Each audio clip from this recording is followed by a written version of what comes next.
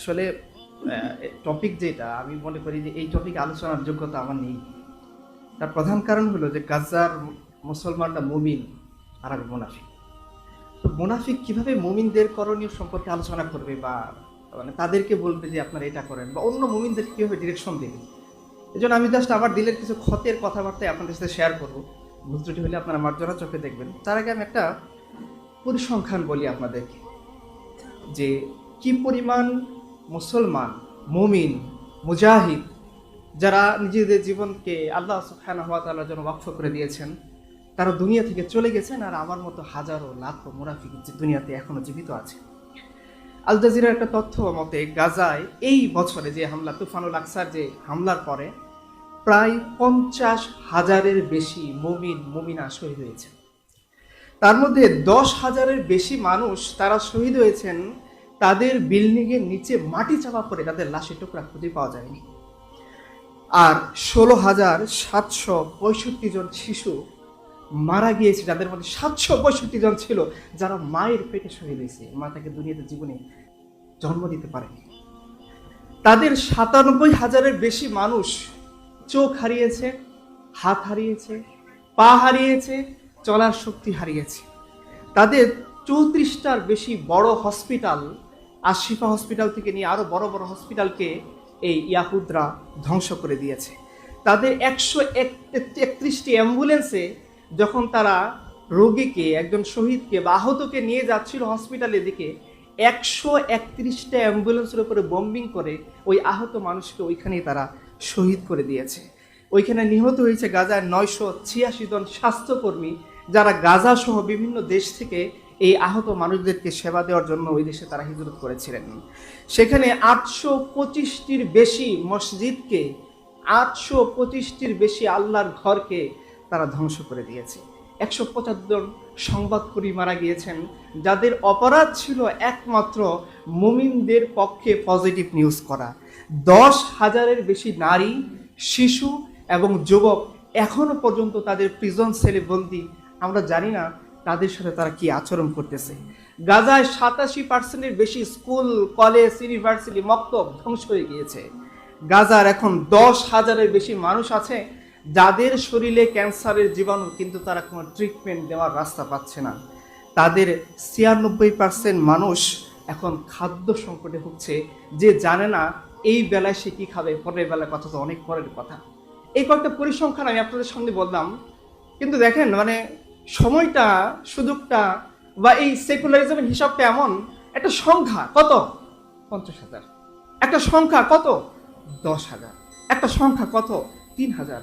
আপনি বলেন তো এই 10,000 সংখ্যার ভিতরে যে কান্না, সেই কান্না কিন্তু এখানে অনুপস্থিত। 50,000 মানুষের রূহ কবজ হয়ে যাচ্ছে বিল্ডিং এর চাপে, 10,000 মানুষের দেহ খুঁজে পাওয়া যাচ্ছে না বিল্ডিং এর নিচ থেকে। যে মানুষটা কাতরাতে কাতরাতে আল্লাহর নাম নিতে নিতে মারা যাচ্ছে, সেই কষ্টটা এখানে অনুপস্থিত। যে মা, আমি জানি এখানে কার সন্তান আছে আমি জানি না, আমার একটা সন্তান আছে 7 মাস বয়স, আমি জানি যে আমি আমার সন্তানকে কতটুকু মহব্বত করি, এবং যখন তাকে আমি অনেক দিন না দেখি, এরপরে তাকে যখন আলিঙ্গন করি আমার বুক তৃপ্ত হয়ে যায়। হয়তো আমার সাথে আপনাদের যাদের সন্তান আছে তারা একমত হবেন। আপনি চিন্তা করেন এই 10,000 মানুষ যে মারা গেল, 50,000-এর বেশি মানুষ যে এই বছর শহীদ হয়ে গেল, তাদের কি সন্তান ছিল না? তার কি খুব ইচ্ছা করে নাই মৃত্যুর আগে তার সন্তানকে একবার আলিঙ্গন করে যাওয়া? একটা যে সন্তান ইয়াতিম হয়ে গেল, আপনারা দেখেছেন রাস্তায় রাস্তায় দৌড়াচ্ছে, আব্বা আব্বা আম্মি কোথায়, সে জানে। এই সন্তান সে কি কখনো তার বুকের যে কষ্ট, সে কি চায়নি যে দিন শেষে গিয়ে সে তার মায়ের আঁচলের নিচে গিয়ে আশ্রয় নেবে, আর তার মা তাকে আঁচল দিয়ে ঢেকে বুকের দুধ খাওয়াবে?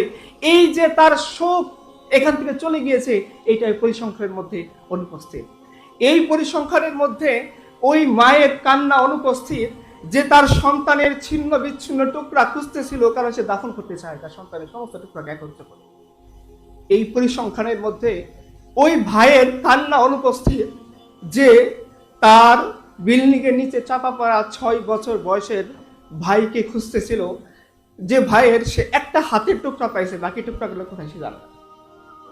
এই পরিসংখ্যানের মধ্যে ওই বাবার কান্না অনুপস্থিত, যে তার 7টা সন্তান তার পরিবারের সদস্য সংখ্যা সহ 11 জন তার চোখের সামনে শহীদ হয়ে গিয়েছে, সে জানে না তাদের লাশগুলো কোথায় আছে। এই কান্না এখানে অনুপস্থিত। তো এই সংখ্যা পরিসংখ্যান কনফারেন্স আমাদের দিলের ভিতরে যদি সেই আকাঙ্ক্ষাটুকু না জাগায়, সেই হাহাকারটুকু না জাগায়, তাহলে আমরা হয়ে যাব প্যারালাইজড উম্মা। আমাদের এই হাদিসটা আমাদের পূর্বের আলোচকগণ বলে গিয়েছেন যে আমরা হলাম এক উম্মা।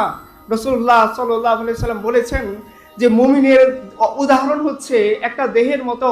আপনার দেহের কোথাও যদি ফোড়া ওঠে, কোথাও যদি আপনি কখনো জ্বরের সম্মুখীন হন, পুরো দেহ সেটা বুঝতে পারে যে আমার শরীরে কোথাও রোগ আছে, কোথাও ক্যান্সার হয়েছে, কোথাও আগুনে পড়ে গিয়েছে। গাজার ফিলিস্তিনের সেই অসহায়, নিপীড়িত, নির্যাতিত সেই শহীদ, সেই দেহ থেকে যার হাত ছিন্ন বিচ্ছিন্ন হয়ে গিয়েছে দুশমনের বোমার আঘাতে, তাদের কষ্ট যদি আমরা অনুভব করতে না পারি, তাহলে আমিও বলবো আমার ইমান যেমন প্যারালাইজড হয়ে গিয়েছে। আমরা যেমন এক উম্মার কনসেপ্ট থেকে দূরে সরে গিয়েছি, ঠিক তেমনি আমাদের কনফারেন্স ব্যর্থ হয়ে গিয়েছে। আমরা এখান থেকে হয়তো জিহাদের ডাক দিয়ে আহলে গাজ্জার সাথে একত্রিত হতে পারবো না। আমরা হয়তো এখান থেকে মার্চ করে আহলে গাজ্জার সীমানায় গিয়ে ওই সমস্ত মানুষ যারা শুধু মিশরের রাফা বর্ডারটা খোলা ছিল, বারবার মিশরের রাফা বর্ডারের ওদিকে গিয়ে এই মিশরেরকে, আহলে মিশরকে, আহলে ইয়েমেনকে, আহলে সৌদকে, আহলে শামকে আল্লাহর সামনে দাঁড় করিয়ে বলতেছিল যে আমার সন্তান, আমি তাহলে বড় মানুষ, নিজের ক্ষুধাকে নিবারণ করে আমি আমার ছাউনির নিচে ঘুমিয়ে যেতে পারবো, কিন্তু আমার সন্তান সে 3 দিন ধরে না খেয়ে রোজা রাখছি, তার কান্না আমি কিভাবে বন্ধ করবো? এই মার কাছে হয়তো গিয়ে আমরা বলতে পারবো না আম্মা আমরা আসি আপনাদের জন্য, হয়তো বলতে পারবো না। কিন্তু দিলের ভিতর যখন আমরা খুব ভালো ভালো খাবার খাচ্ছি, আমার ইফতারের আইটেমের মধ্যে 5 পদের খাবার না হলে আমার ভালো লাগছে না, ওই মুহূর্তে যাতে এই মায়ের কান্না আমার দিলের ভিতরে আসে, নয়তো আমার এই আলোচনা ব্যর্থ হয়ে যাবে। আমাদের এই কনফারেন্স, আমাদের আয়োজন, আমাদের প্রোগ্রাম, আমাদের শিডিউল, আমাদের লং মার্চ, আমাদের এই সমস্ত উদ্বেগ সব ব্যর্থ হয়ে যাবে। ওই ফিলিস্তিনের মা আমার মা ছিল, ওই ফিলিস্তিনের সন্তান আমার সন্তান ছিল, ওই ফিলিস্তিনের বোন আমার বোন ছিল, ওই ফিলিস্তিনের ভাই আমার ভাই ছিল, ফিলিস্তিনের যে 80 বছর বয়স্ক নারী সন্তানের জন্য কাঁদতে কাঁদতে তার চোখ শুকিয়ে গিয়েছে, সে আমার দাদি ছিল। আমার দিলের ভিতরে যদি ফিলিস্তিনের সেই দাদি, আমার দিলের ভিতরে যদি ফিলিস্তিনের সেই মা, আমার দিলের ভিতরে যদি ফিলিস্তিনের সেই শিশুর জন্য কোনো ধরনের কাতরানো না থাকে, কোনো ধরনের হামদর্দি না থাকে, কোনো ধরনের বেচাইনি না থাকে, তাহলে বোঝা যাবে রাসূলুল্লাহ সাল্লাল্লাহু আলাইহি সাল্লামকে আমার দিকে লক্ষ্য করে বলেছিলেন যে প্রত্যেকটা মুমিন হচ্ছে একটা দেহের মতো। আমার দেহ যেমন প্যারালাইজড হয়ে গিয়েছে, আমার ঈমান প্যারালাইজড হয়ে গিয়েছে, আমার শরীরের মধ্যে ঈমান ছাড়া, শুধু নিফাক ছাড়া আর কোনো কিছুই মনে হয় অবশিষ্ট নেই। আজকে আমরা যখন এই সিনারিগুলো দেখি, শুধু মনে হয় এতগুলো মানুষ মারা গেল, শুধু মনে হয় একটা বাচ্চার লাশ আপনারা দেখেছেন, 9 মাস বয়সের বাচ্চা, তার উপরে বোমার আঘাত করা হয়েছে। এই বাচ্চা কাদার শক্তি হারাই ফেলছে, কারণ এত ওয়েটের বোমার প্রেসার নেওয়ার মতো ক্ষমতা এই বাচ্চার ছিল না। সে তার কান্না ভুলে গেছে, সে কাঁদতেছে, আর আল্লাহর সামনে আমাদেরকে দাঁড় করিয়ে বলতেছে যে মুসলিম উম্মাহ তারা বলে, তা বিলিয়ন বিলিয়ন উম্মতে মুহাম্মদ, তারা বলে তাদের তাকত আছে, তারা বলে তাদের ক্ষমতা আছে, এই পাকিস্তান তাদের মিসাইল পাওয়ার আছে, মিশর তাদের শক্তি আছে, গাজার যে পাশে ইয়েমেন তাদের মিলিটারি পাওয়ার আছে, সংযুক্ত আরব আমিরাত তাদের ক্ষমতা আছে, আহলে সৌদ তাদের বিলাসিতা আছে, এই আহলে বাংলার আমাদের অনেক কিছু আছে, কিন্তু আমাদের দিলের ভিতরে সেই বেচাইনি নেই। আমরা সেই মাকে কাঁদতে দেখে কখনো স্পর্শ করিনি, কখনো দিলকে বোঝাইনি এ মা আমার মা।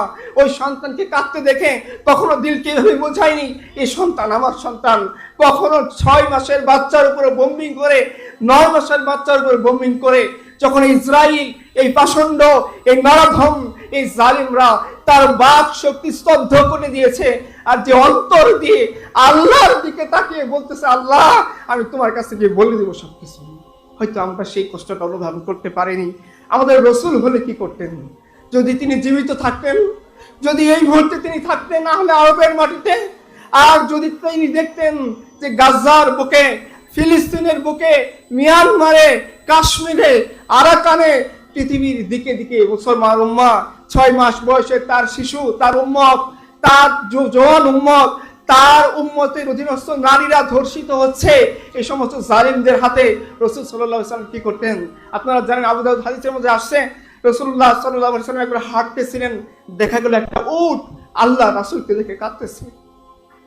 কারণ ও জানতো যে ইনি একজন মানুষ, যিনি মানুষের দুঃখ যেমন বোঝেন প্রাণীর দুঃখ তিনি ওইভাবে বোঝেন। রাসূলুল্লাহ সাল্লাল্লাহু আলাইহি ওয়াসাল্লাম এই উটের মালিকের কাছে গিয়ে বলতেছেন, কি ব্যাপার, তুমি একটি ঠিকঠাক খাবার দাও না? ও তো আমার কাছে তোমার বিরুদ্ধে নালিশ করে বলতেছে যে আমার মালিক আমাকে যতটা পরিশ্রম করায় ততটা খাবার দেন, আমাকে অভুক্ত রাখে। রাসূলুল্লাহ সাল্লাল্লাহু আলাইহি ওয়াসাল্লাম আবু দাউদের হাদিস খুলে দেখেন, রাসূলুল্লাহ সাল্লাল্লাহু আলাইহি ওয়াসাল্লাম বলতেছেন, খবরদার এই প্রাণীর ব্যাপারে তুমি আল্লাহকে ভয় করো, কারণ তুমি এর দ্বারা উপকৃত হও, তুমি এর উপরে সওয়ার হও, এর দ্বারা এক স্থান থেকে অন্য স্থানে তুমি যাও, একে জবাই করে গোশত খাও, আর তুমি একে ভোকা অবস্থায় ক্ষুধার্ত অবস্থায় ছেড়ে দিয়েছো, খবরদার এই উটের ব্যাপারে আল্লাহকে ভয় করো। ওই রাসূল যিনি উটের কষ্ট দেখে তরপে যান, এই রাসূল যদি দেখতে পেতেন আহলে গাজ্জার মাটিতে শত শত মুসলমান, হাজারো মুসলমান তরপিয়ে মারা যাচ্ছে, 10,000-এর বেশি মানুষ মারা যাচ্ছে, তাদের লাশের টুকরা খুঁজে পাওয়া যাচ্ছে না, সেই রাসূল আমাদেরকে দেখে কি বলতেন? আপনারা জানেন রাসূলুল্লাহ সাল্লাল্লাহু আলাইহি ওয়াসাল্লাম তার বাহিনী নিয়ে যাচ্ছেন, প্রায় 3,000-এর বেশি বাহিনী একটা যুদ্ধের জন্য।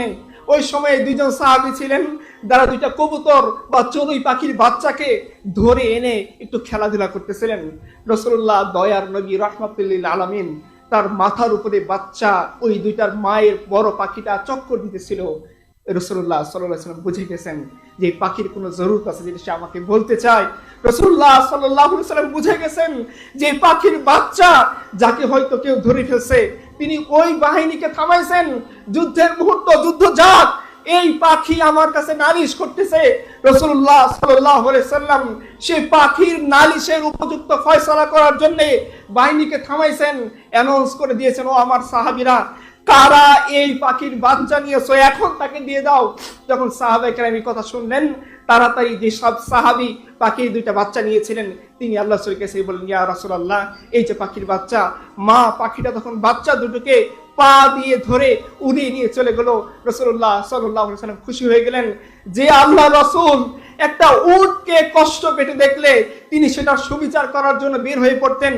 যে আল্লাহ রাসূল একটা যখন পাখি, চড়ুই পাখি আমাদের দৃষ্টিতে যেটা তুচ্ছ, সেই চড়ুই পাখির কষ্ট দেখে যদি রাসূল এগিয়ে যেতেন সেই পাখির কষ্ট নিবারণ করার জন্য, সেই রাসূল যদি এতগুলা মুমিনকে শহীদ হতে দেখতেন, সেই রাসূল যদি এতগুলা নারীকে ধর্ষিত হতে দেখতেন, সেই রাসূল যদি দেখতেন 6 মাসের বাচ্চাটা বিল্ডিং এর নিচে চাপা পড়ে তার আর্তনাদ করতেছে, 9 বছরের বাচ্চা বলতেছে আমি তোমাদেরকে আল্লাহর সামনে দাঁড় করিয়ে দেব, রাসূল বুঝি কোনো পদক্ষেপ নিতেন না?